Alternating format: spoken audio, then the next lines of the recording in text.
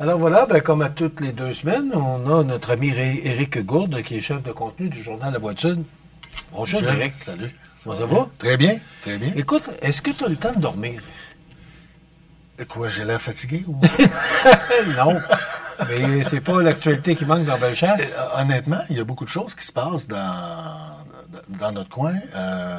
On a une grande région, remarque. C'est normal qu'il se passe des choses aussi. Mais je dois avouer que depuis quelques semaines, il y a des choses qui bougent. Malheureusement, il y en a des négatives, mais il y en a aussi des positives. Alors, on essaie d'en trouver des positives dans le contexte actuel, c'est bien sûr. Allons-y pour les négatives, parce que... Oui, allons-y pour les négatives. la criminalité qui, je peux pas dire augmente, probablement tu es plus en mesure que moi de dire si ça augmente, mais encore récemment à Saint-Damien, effectivement, début d'incendie, coup de feu. Le week-end dernier, coup de feu, tentative d'incendie, donc événement qui a été considéré comme suspect rapidement par les autorités. C'est survenu à Saint-Damien au cours du week-end. Puis, on ne peut que présumer, mais peut-être est-ce encore des relents de la guerre que se livrent les groupes criminalisés.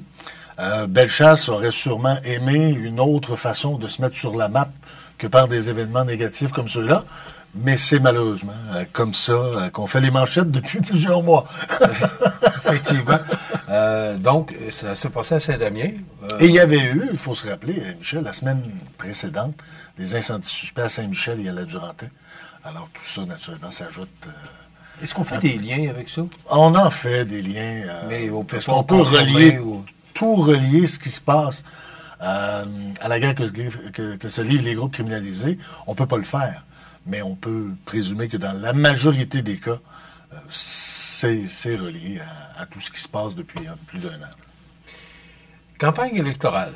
Bon, d'abord, combien de candidats Pour l'instant, on a 4 candidats de confirmés. Qui représentent les partis? Qui représentent Mme Dominique Vien, qui est la députée sortante. Elle représente le Parti conservateur du Canada.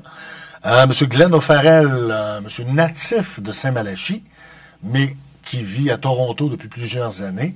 Lui sera le candidat du Parti libéral du Canada.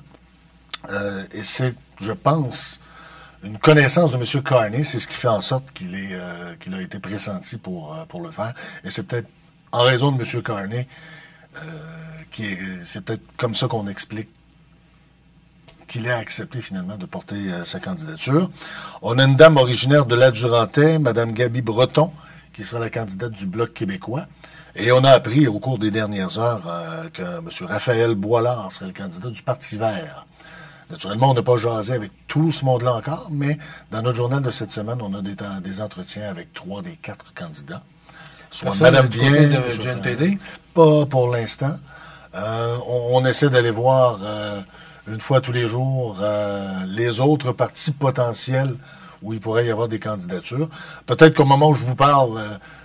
je suis pas à jour. Ça peut arriver, parce que en début de campagne comme ça, souvent, ils s'en ajoutent à tous les jours, là, au cours de la première et des 2 premières semaines d'une campagne. Ça arrive très souvent, qu'il y en a qui présentent leur candidature un peu sur le tard. Là. Mais ça peut arriver. OK. Madame Vien, c'est quoi sa position actuellement? Est-ce que, par rapport au chef Poilievre, comment elle se positionne? Je dirais que Mme Vien est avantageusement connue, ayant été députée provinciale dans le passé, ministre sous les gouvernements de M. Charest et de M. Couillard. Alors, elle se positionne quand même assez bien. Il faudra voir l'effet M. O'Farrell, qui est quand même une personne d'un certain calibre, je pense. Mais M. O'Farrell étant étranger, entre guillemets, à la plupart des gens du comté, de par le fait qu'il vit à Toronto depuis plusieurs années, il est certain que son nom, O'Farrell, a une connaissance avec Saint-Malachie, ça c'est indéniable. Il est originaire de là. Est-ce qu'on le verra pendant la campagne? J'espère, sûrement. Mais quant à Mme Breton, elle aussi est à l'extérieur de la région depuis un certain temps, même si elle est originaire de la région. Difficile de prévoir. Je pense que Mme Vien part avec une longueur d'avance, sans aucun doute. La campagne est encore jeune. Oui, absolument. Ça risque de changer. Oui. Parlant d'élections, parce qu'on sait que le 2 novembre prochain, il y aura des élections partout au Québec. Encore? Des élections municipales. Absolument, municipales. Et là, toi, tu es chanceux, bien plus que moi. Oui. Parce que moi, à chaque fois que je reçois un maire comme invité. J'y pose la question de savoir s'il renouvellera son mandat. Je te dirais que la majorité sont en réflexion.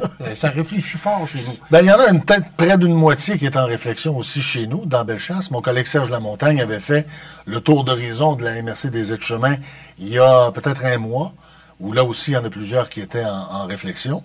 Mais dans Bellechasse, il y en a au moins 8 qui ont confirmé leur intention de se représenter de nouveau au mois de novembre. Tout ça a le temps de changer, bien entendu. Dans ceux et celles qui sont en réflexion, il y en a sûrement qui vont revenir, mais on a 3 départs confirmés.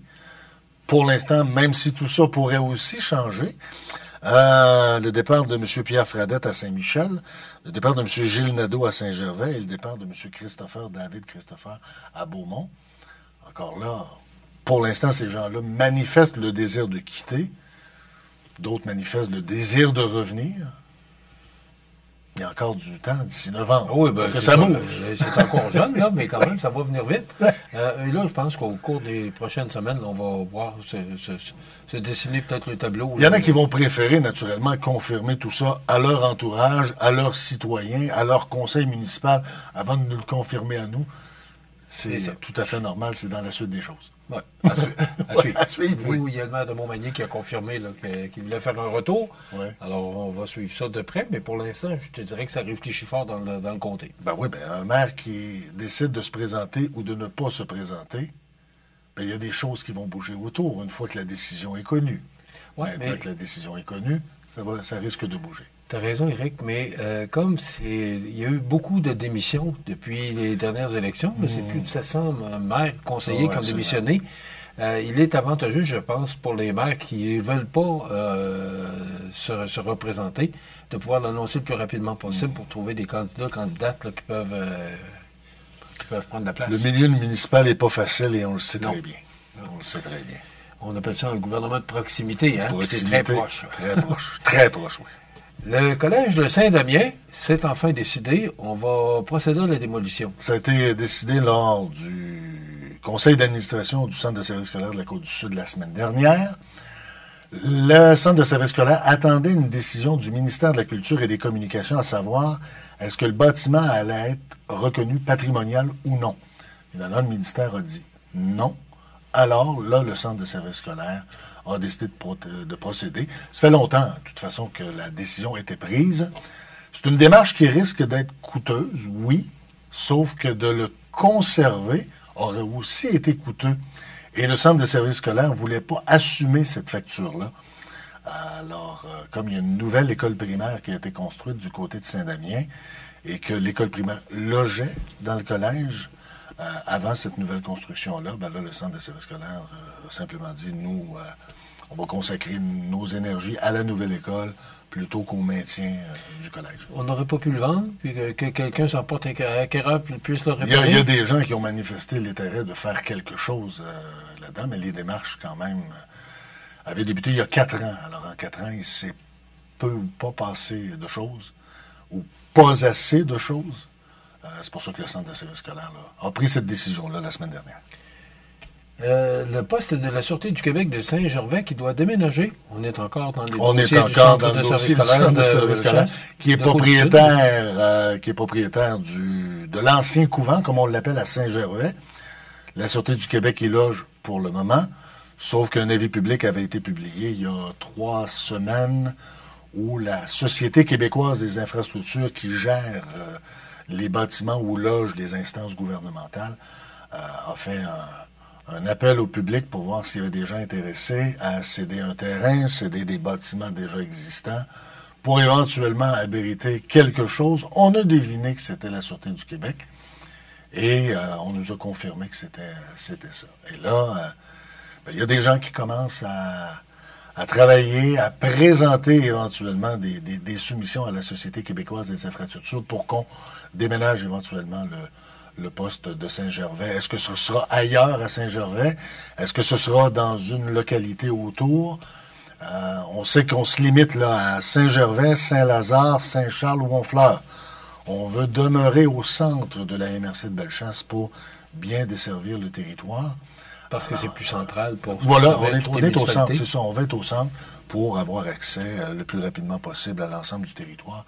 Alors, en principe, là, 2027 pourrait être septembre 2027 pourrait être le déménagement potentiel. On parle de fin de construction? Il faut que ça bouge. Il faut que ça bouge. Comme je te dis, est-ce que ce sera un bâtiment déjà existant ou on va construire un nouveau bâtiment?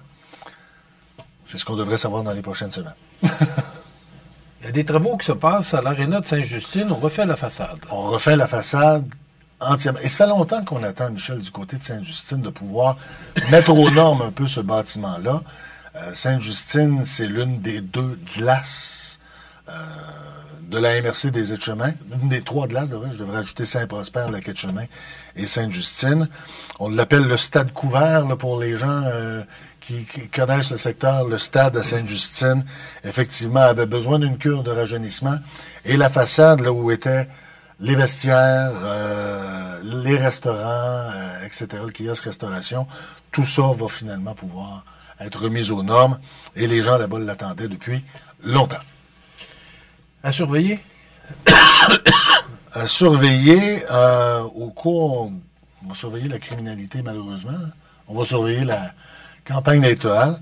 Et on va peut-être suivre également les soubresauts d'un article qu'on a publié la semaine dernière. Oui, qui a attiré possiblement de... Oui, ça a fait jaser. Ça a fait jaser beaucoup à Saint-Luc. Saint-Luc, c'est une petite municipalité près du Massif du Sud, près de la Quai-de-Chemin, où il y a une résidence familiale qui accueille des personnes adultes ayant des déficiences intellectuelles, etc., etc. Ces gens-là sont logés là en permanence. Et on a annoncé la fermeture pour le mois de mai de cette résidence. C'est le CIS de Chaudière-Appalaches qui a pris cette décision-là. Cette décision-là ne plaît pas à la propriétaire qui aurait bien aimé céder la résidence à l'une ou l'autre de ses filles qui avaient démontré de l'intérêt. Leur candidature n'a pas été retenue. Et dans le milieu, les gens qui les connaissent se demandent pourquoi le CIS a pris cette décision-là. Alors, c'est pour ça que ça a fait jaser pas mal lorsqu'on a publié la nouvelle la semaine dernière. Et les résidents vont où? Ben, les résidents iront dans d'autres résidences ailleurs en Chaudière-Appalaches ou peut-être ailleurs dans d'autres régions. Mais encore là, pour une municipalité comme Saint-Luc, c'est un service de proximité, appelons-le comme ça, qu'on perd, et c'est ce qui déplaît un peu aux gens du milieu et aux gens de la politique municipale également, là, perdre des choses encore au profit de d'autres régions, alors qu'on souhaite garder nos petites municipalités vivantes. Ben, c'est pas une décision qui plaît à tout le monde. Est-ce que c'est en raison des coupures du ministère de la Santé non, ça pourrait être? Non, ce n'est que dans la gestion courante là, du CIS de Chaudière-Appalaches de juger si oui ou non des personnes sont aptes à opérer des résidences du genre, parce que c'est pas tout le monde qui peut peut-être jouer ce rôle-là. Là. Alors, hâte de voir les suites. Il y aura peut-être des suites. Peut-être. On va se revoir dans 2 semaines. Oui. En attendant, les gens qui veulent lire ou avoir plus de détails sur les sujets dont on vient de discuter, le journal La Voix du Sud sort aujourd'hui. C'est ça. Et il y a toujours le site Internet. Toujours le site Internet, lavoixdusud.com. Le nom est facile à retenir. Et puis, son adresse également, lavoixdusud.com, tout simplement. Bon, puis on est actif 7 jours par semaine. Il y a Serge Lamontagne qui est ton collègue. Mon collègue Serge. Mon collègue Serge. Vous êtes passablement actifs, les gars? On est actifs, effectivement. Oui. On fait une bonne équipe à 2. À deux. Une équipe de 2. À 2. C'est pas toutes les équipes qui opèrent à 2. Bravo pour le travail que vous faites. Merci, c'est gentil. Serge Lamontagne, Éric Gourde du journal La Voix du Sud, que je vous invite à regarder.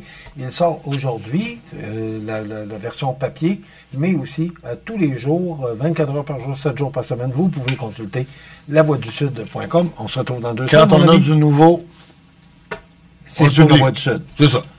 lavoixdusud.com. Voilà. Merci, Éric. Merci encore. Éric Gourde, qui est chef de contenu du journal La Voix du Sud. La Voix du Sud. Voilà, on l'a fait à Suzy? On l'a assez dit? Oui, c'est La Voix du Sud. Est-ce que je l'ai dit? Oui, tu l'as dit. Oui, bon, je te confirme. Alors, La Voix du Sud.